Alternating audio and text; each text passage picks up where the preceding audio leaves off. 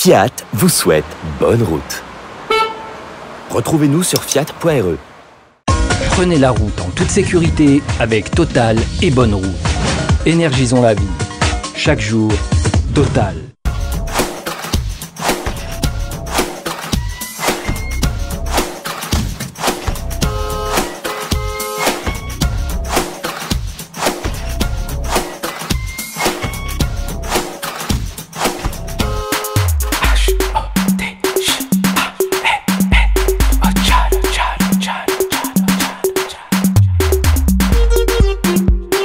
Salut à toutes et à tous, bienvenue dans Bonne Route, votre émission dédiée à la sécurité routière.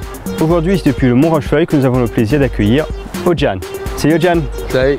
Alors Ojan, un petit mot sur toi? Moi, les chanteurs Sega, Raga, coupé décalé, slow, et ça varie un petit peu pour toutes les générations. Avec toi Ojan, on va voir ce qu'il convient de faire lorsqu'on approche d'un tunnel. Mais avant ça Ojan, on fait quoi? Nous lançons la question de la semaine. Et cette question est la suivante, lorsque l'on s'approche d'un tunnel, que devons-nous faire? Je reste comme je suis, je ralentis et je regarde s'il y a une visibilité.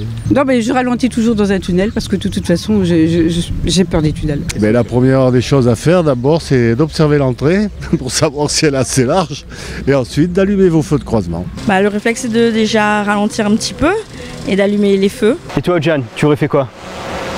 Déjà premièrement, à l'approche du tunnel, il faut ralentir. Puis allumer les feux, parce qu'il fait tellement sombre dans le tunnel qu'il pourrait avoir un obstacle et il ne voit pas.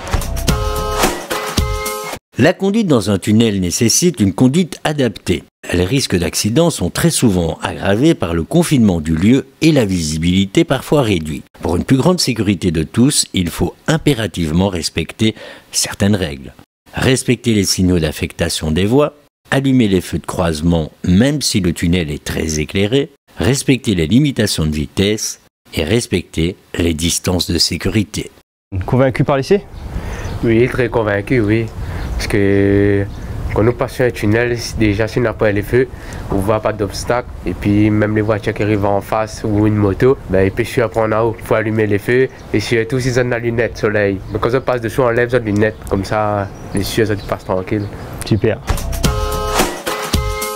Ce 18 septembre dernier se tenait sur le circuit de Sainte-Anne un run organisé par l'association JAP 974 et les brasseries de Bourbon. À cette occasion, un stand de la sécurité routière animé par des bénévoles était proposé.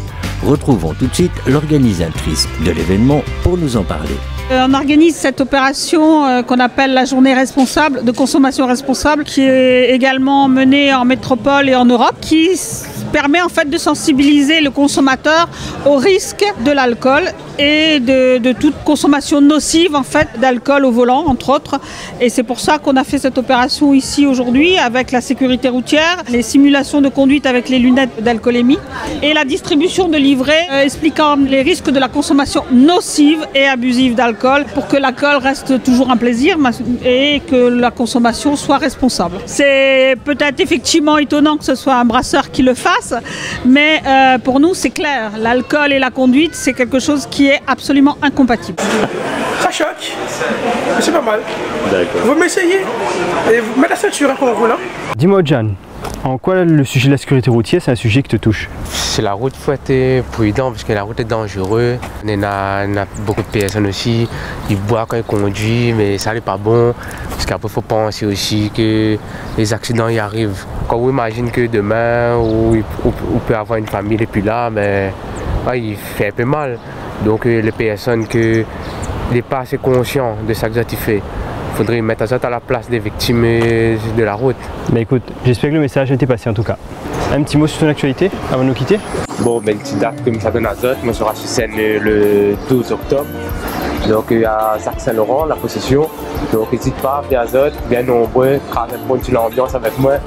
Et puis il y a également le 14 octobre au Plateau Festival, toujours à la possession. Donc il y a un Azote. Bonne route, c'est déjà fini pour cette semaine. Quant à nous, on se retrouve la semaine prochaine sur notre page Facebook et sur bonneroute.re. Et d'ici là, Ojan, bonne route et soyez prudents.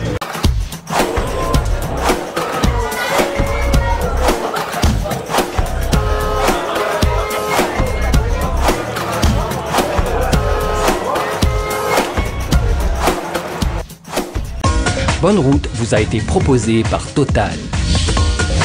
Énergisons la vie. Chaque jour, Total.